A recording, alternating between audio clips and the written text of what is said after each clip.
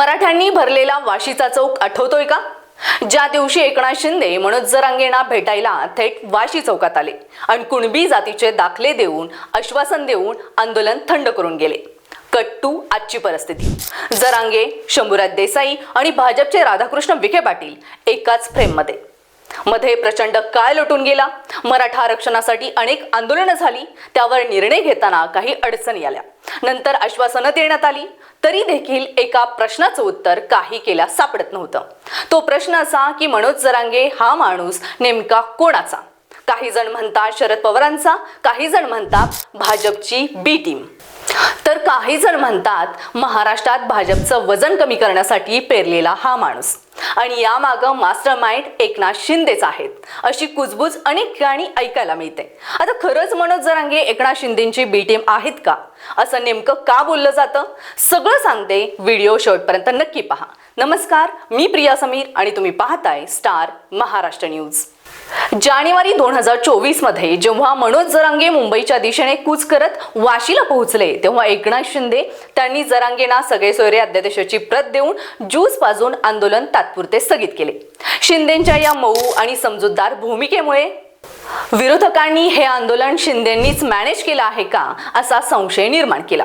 नुकतंच 24 ऑगस्ट 2026 रोजी आंतरवली सराटी येथे 29 ऑगस्टच्या नियोजित उपोषणापूर्वी राज्य सरकारचे मोठे शिष्टमंडळ जरांगेंच्या भेटीला गेले होते. यामध्ये शिंदे गटाचे मंत्री शंभूराज देसाई, उदय सामंत आणि भाजपचे राधाकृष्ण विखे पाटील एकत्र एकाच मंचावर दिसले.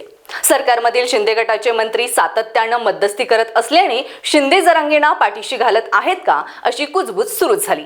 6 ऑगस्ट 2026 रोजी घेतलेल्या पत्रकार परिषदेत मनोज जरांगे यांनी पहिल्यांदाच एकनाथ शिंदेवर अत्यंत गंभीर आणि थेट शब्दात तोंडसुख घेतले. बीड, परभणी आणि संभाजीनगरमधील काही प्रतिनिधींची कुणबी प्रमाणपत्रे रद्द झाल्यानंतर जरांगे संतापले आणि म्हणाले, शिंदे साहेब, आमच्यासोबत डबल गेम खेळू नका. तुम्ही मराठा समाजाच्या विरोधात गद्दारी करताय. तुमच्या कार्यालयात मराठ्यांच्या विरोधात आंदोलन करणाऱ्यांना प्रोत्साहन दिलं जात आहे. जर जरांगे शिंदेची बी टीम असते तर त्यांनी मुख्यमंत्र्यांवर गद्दारीचा आणि डबल गेमचा इतका थेट आरोप कधीच केला नसता. त्याच जाहीर वक्तव्यात जरांगेंनी इशारा दिला की सत्ता हातात आहे म्हणून खोटे प्रयोग करू नका. गरज पडली तर भाजपचे चंद्रशेखर बावनकुळे आणि शिंदेच्या पक्षाचे मिळून आगामी निवडणुकीत 25 ते 30 आमदार आम्ही पाडू.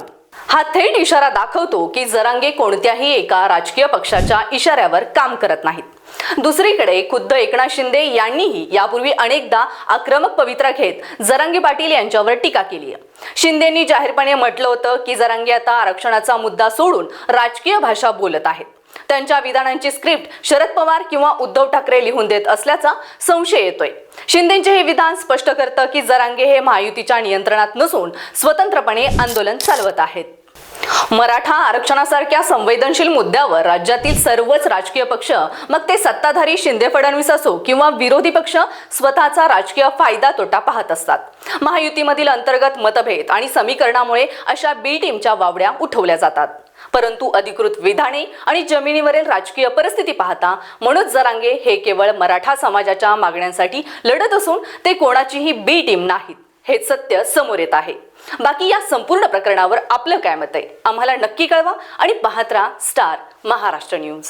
नवनवीन घडामोडी पाहण्यासाठी स्टार महाराष्ट्र न्यूजला सबस्क्राईब करा आणि ताज्या बातम्यांचे अपडेट मिळवण्यासाठी बेल आयकॉनला प्रेस करा आणि परिपूर्ण बातमीबरोबर रहा, इतरांपेक्षा एक पाऊल पुढे.